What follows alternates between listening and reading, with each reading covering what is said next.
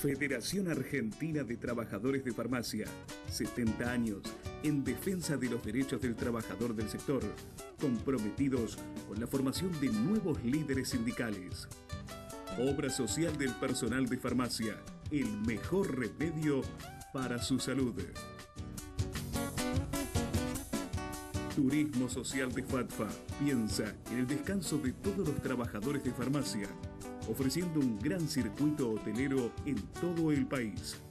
Instituto Superior de Formación Tecnológica de FATFA apuesta al crecimiento profesional de todos los trabajadores de farmacia en el país. FATFA, conmemorando su 70 aniversario.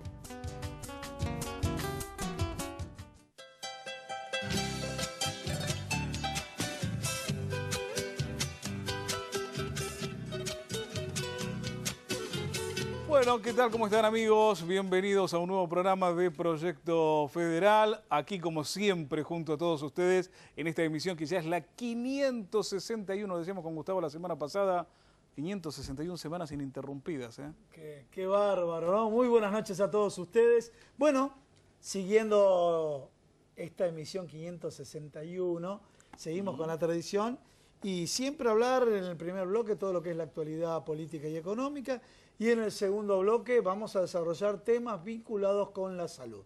Y paradójicamente tienen relación ambos, aunque parece que no. Están relacionados, sí. Y paradójicamente y afortunadamente todos ustedes son muy receptivos porque nos devuelven comentarios a nuestra vía, principalmente el WhatsApp 116-136-7550. Bueno, vamos a ir presentando los invitados. En la primera parte vamos a contar con la presencia del licenciado Mariano Kestelboim, que es economista, y vamos a preguntar también un poco el impacto de lo que se pretende a través de la reforma previsional, el mecanismo de financiamiento, la reforma tributaria, la reforma laboral, ¿no? ¿Qué es lo que se piensa, cómo se piensa ser competitivo al sector empresario?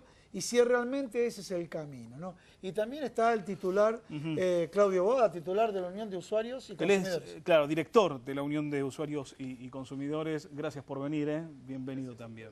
Bien. A Mariano Kestelboim lo pudimos ver en cámara. Bueno, Mariano Kestelboim, les quiero comentar a ustedes, papá de Bruna, ¿sí? Así que ahora, como economista, debe estar aprendiendo el costo. Todavía con leche maternizada no está, ¿no? Pero de los pañales ya fue de una a optimizar la estructura de costos con los pañales. Está tratando de hacer costos a ver cómo puede dormir un poco más, te digo, porque bueno, se le complica el tema. Pero Viene, bueno, a ver, ya que lo dijo Luis Villanueva, en la segunda parte, cuando hablemos de salud, vamos a tener dos abordajes.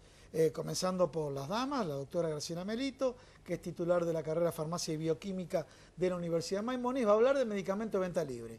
Y como todo tiene que ver con todo, vos que dijiste, para dormir la melatonina. Bueno, vamos a ver, por ejemplo, si es venta libre, no es venta libre, las características que tiene. Y otro de los temas que sí tiene mucha relación con el doctor Bulacio, médico psiquiatra, es el uso y abuso de los psicofármacos.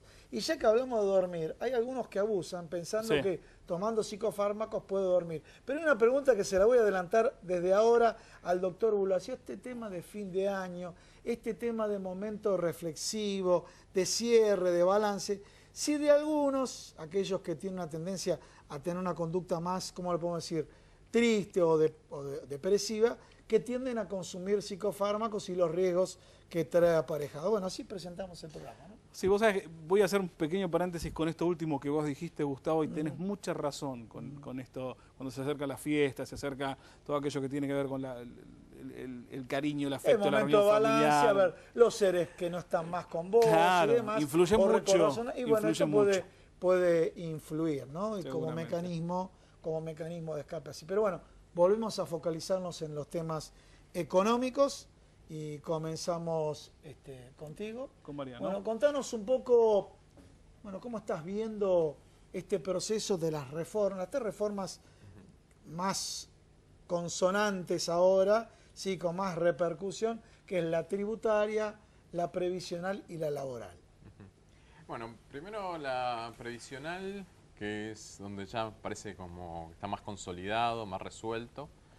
Evidentemente va a haber una importante reducción del ingreso que iban a tener los jubilados y quienes perciben la asignación universal por hijo en relación a la fórmula anterior. Ya le están cambiando una fórmula y la nueva fórmula es extraño que se ajusta sobre el tercer trimestre de 2017 cuando recién va a ser en marzo el ajuste.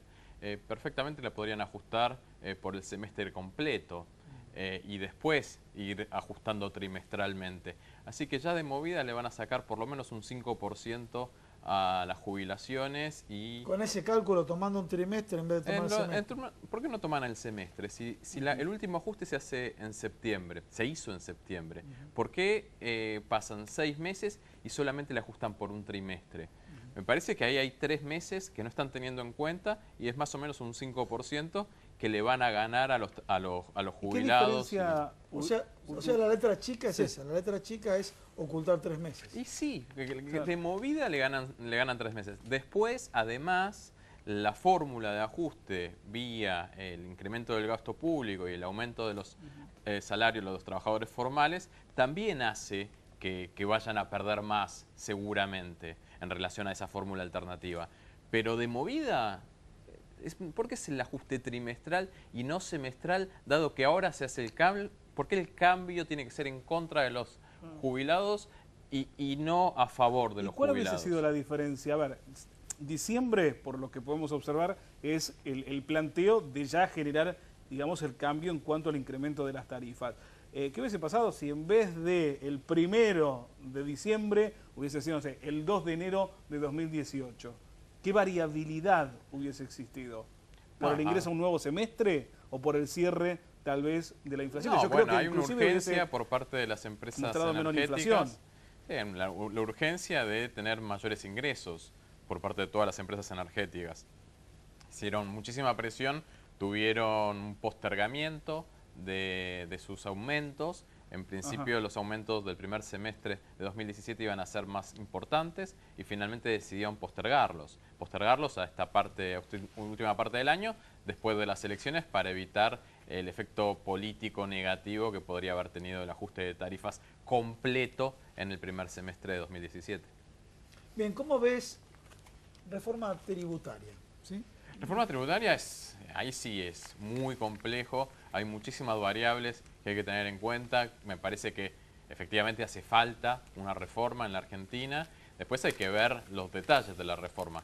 En algunos sentidos me parece que lo que está proponiendo el gobierno está bien, ir reduciendo el impuesto de los ingresos brutos, el impuesto al sello, débitos y créditos. A veces son impuestos muy negativos. Contanos impuestos, débitos y créditos. ¿Sí? Débitos y créditos es un impuesto acumulativo. Caballo, de la época de Caballo. Sí, es un impuesto que salió de emergencia y que se fue aumentando la alícuota hasta llegar al 1,2 por mil.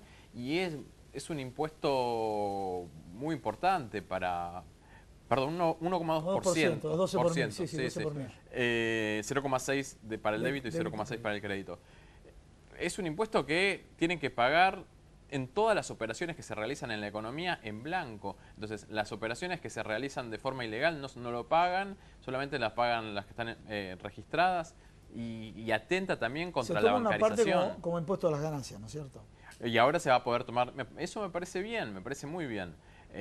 Después también reducir ingresos brutos, también es un impuesto acumulativo que va en contra de la producción, de la agregación de valor agregado interno, aquellas empresas que están integradas verticalmente, o sea que no tienen que comercializar con proveedores y clientes, tienen un menor costo, en cambio aquellas que se especializan y que tienen más proveedores y más clientes, tienen más carga tributaria. Sí. Entonces, ese tipo de impuestos acumulativos en la cadena de valor está muy bien que la decisión sea ir reduciéndolos. El problema, Mariano, es la oportunidad, porque vamos a reducir acá. Las provincias dicen necesito plata. ¿A quién le piden plata? Al gobierno nacional. Y cuando le piden al gobierno nacional, volvemos al escenario de la chequera y el látigo.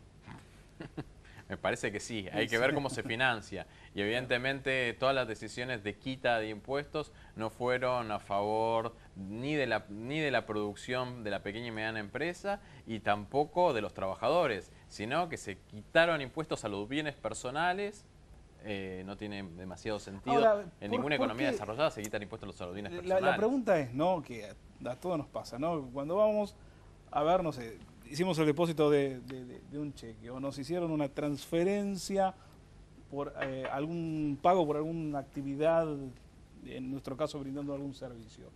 Entonces vos vas y empezás a ver la cantidad de descuentos de distintas cosas que tenés y en la sumatoria te agarrás la cabeza, porque realmente es mucho. ¿Sí? Hoy lo hablábamos también, y la semana pasada lo hablábamos con otro economista, decíamos que es muy fuerte la presión tributaria que existe por sobre el ciudadano común. Ya saquemos el empresario. El ciudadano común también es muy fuerte, Mariano. Ahora, yo Sí, comentario, pero comentario, en este caso ambos por la aseveración que hizo Luis. Que hay que reformar Eso no cabe duda. la carga tributaria, no me cabe nada, pero el tema es el concepto de oportunidad. Alto nivel, o sea, hacerlo ahora. Alto nivel de endeudamiento, problemas con las provincias. O sea, hay un reclamo de los trabajadores, reclamo de los jubilados. El tema es el cuándo. Obviamente, políticamente, uno plantea, se consolidaron en la zona, ahora o nunca. Ese es el planteo. Pero la oportunidad en este momento, instalado el debate bárbaro, instalada la reforma, ¿es conveniente? Sí, que me parece que sí, que hay que hacer la reforma, pero de vuelta hay que discutir el contenido de la reforma. Hasta ahora todas las que hicieron, sí. Porque no es que no hicieron reformas, que desde que asumió Cambiemos, ahora van a empezar las reformas tributarias. No, hicieron varias y bastante importantes. Le quitaron, por ejemplo, el 5% de devolución del IVA a todas las compras con tarjeta de débito. Sí, Eso fue en contra de los trabajadores. Se le quitó el impuesto a las exportaciones. Expliquémosle, el recupero. Recupero. Sí, en lugar de pagar el 21% de IVA, se pagaba el 16% de IVA con las operaciones con tarjeta de débito. Después, se le quitó el impuesto a las mineras para exportar y sin condicionarlas para nada para que inviertan en la Argentina. De hecho, invirtieron menos. Se le quitó el impuesto a todos los productos industriales de exportación, a todos los productos agrícolas, excepto la soja. Me parece que se hizo brocha gorda. En lugar de decidir, bueno, a este sector de actividad que está conformado por pequeñas y medianas empresas que distribuyen el ingreso, que generan puestos de trabajo de calidad, le vamos a quitar el impuesto, se lo sacaron a todos. Entonces, me parece que ahí también hay que analizar la reforma tributaria desde el origen, desde lo que ya hicieron. ¿Y quiénes van a ser los más golpeados, por ejemplo, con el tema de las tarifas, de los aumentos? ¿Los que más tienen o los que menos tienen? Y los que menos tienen, porque tienen que destinar un porcentaje de su ingreso, una proporción de su ingreso mucho mayor al pago de las tarifas de los servicios públicos. De hecho, desde que asumió Cambiemos, con la nueva estructura de precios relativos, donde aumentaron fundamentalmente los remedios, los alimentos y las tarifas de los servicios públicos, bueno, un hogar de ingresos medio bajo, y sobre todo de ingresos bajos, ese que más tuvo que soportar el aumento de los precios porque destina más participación de su ingreso de esos. Vamos con Claudio. A ver, contanos un poco, Claudio, el tema, bueno, como director de este organismo de defensa del consumidor, bueno, ¿cómo estás viendo el tema de las tarifas, las escalas?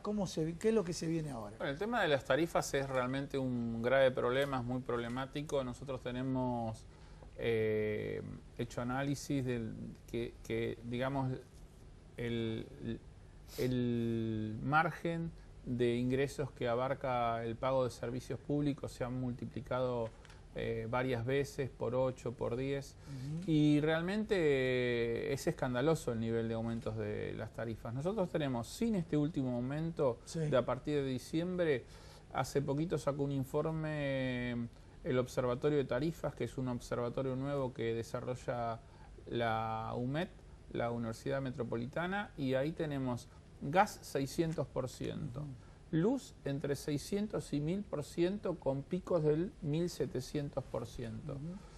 Aguas, podemos decir que con una fórmula regresiva, porque no solamente fue un aumento, sino que a los sectores más vulnerables fue aumento y quita de subsidio, un aumento entre el 350 y el 600%. O sea, nosotros, me acuerdo que en cierto momento durante creo que era 2012, 2013, no me acuerdo exactamente, 2008 también, nos opusimos a ciertos aumentos que hubo en ese momento porque decíamos que eran excesivos y hablábamos de un 30-35%. Ahora a esos aumentos agregale el 70% en luz, agregale el 58% en gas. La gente se pierde, cuando empezás a tirar tantos números la gente se pierde, pero... Estamos en algunos casos en el 2000%, que significa que tu tarifa de octubre del 2015 se multiplicó por 20 o por 22. Hago una pregunta para ambos, ¿sí? Sí. Vinculado con las tarifas. Suponiendo, mirá que volver a repetir suponiendo por las dudas, suponiendo que a todos nos va bien económicamente, obviamente. Si yo lo puedo pagar, tengo que pensar quién no lo puede pagar. Pero suponiendo que todos lo puedan pagar, las empresas beneficiadas con este aumento de tarifa, ¿ya comenzaron a invertir o están juntando la plata y colocándola? A ver. No, yo digo, primero la suposición es falsa, porque me parece que este sistema apunta a beneficiar a las grandes empresas concentradas, petroleras, gasíferas y las distribuidoras de electricidad, pero no Disculpa, vos estás hablando desde un organismo de consumidor, sí, pero no estás hablando políticamente de ningún partido, ¿no? No, desde una asociación de consumidores. Pero no perjudica únicamente a los usuarios residenciales que somos los que nosotros representamos.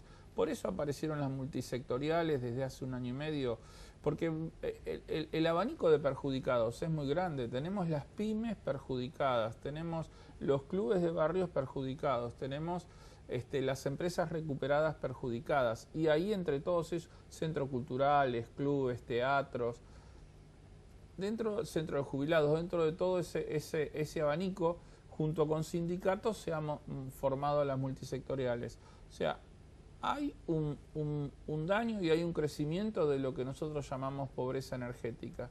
Si nosotros medimos los ingresos de una persona, descontamos lo que gasta exclusivamente para alimentos, sobre el remanente se habla de que no más de un 10% tiene que volcarse en pago de servicios públicos. Hoy, en Capital y Gran Buenos Aires, casi un 50% tiene ese gasto mayor al 10% de su ingreso sobrante.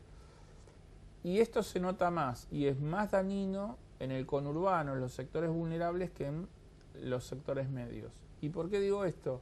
Porque, por ejemplo, si nosotros pensamos en La Matanza, pensamos en José Cepaz, pensamos en Quilmes, en algunos lugares de San Miguel, la gente no tiene cloacas, usa la bomba con electricidad. Claro. La gente no tiene agua, gas de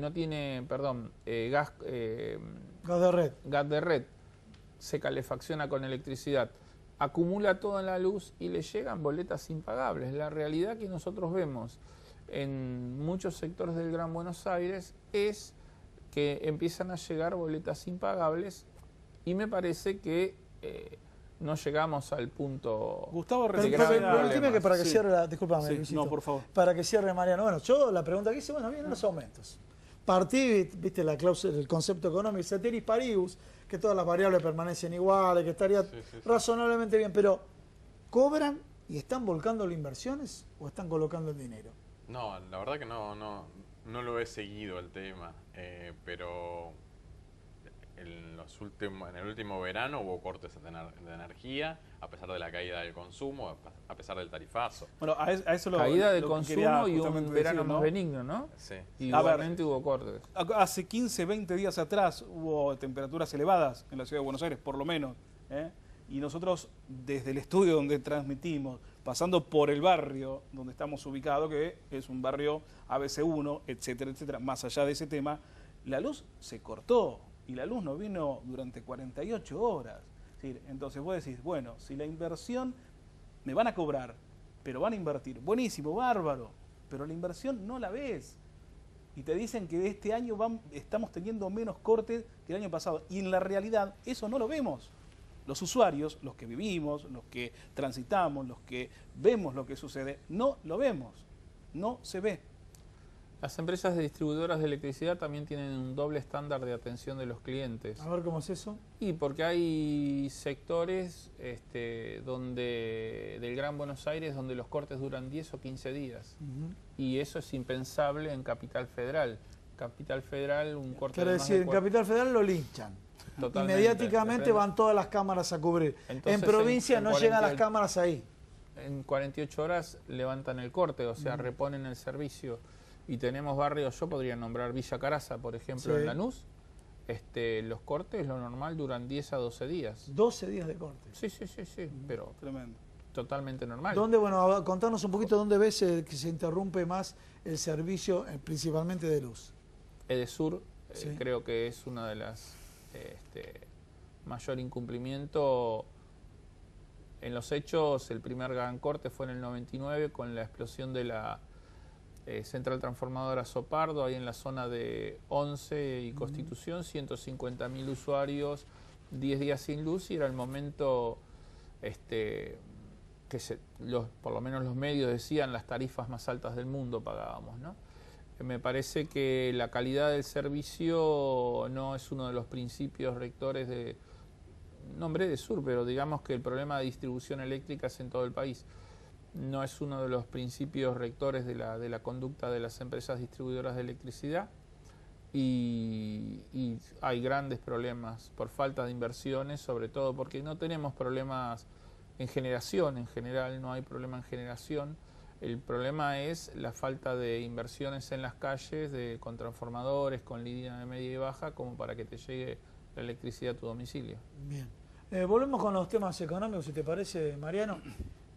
Hablamos de la reforma tributaria, hablamos de ingresos brutos, hablamos de impuesto al cheque, impuesto a los sellos. Sí, por un lado, y comentabas el efecto cascada que tiene ingresos brutos para minimizarlo y evitarlo. Ahora, ¿qué es lo que pasa? Todo este mecanismo dice que se financia y se sostiene solamente, yo te lo digo de esta forma, otros lo dicen de otra forma, pero en definitiva con un número que oscila entre los 70.000 y 120.000 millones de pesos, que es el ajuste en la caja de los jubilados.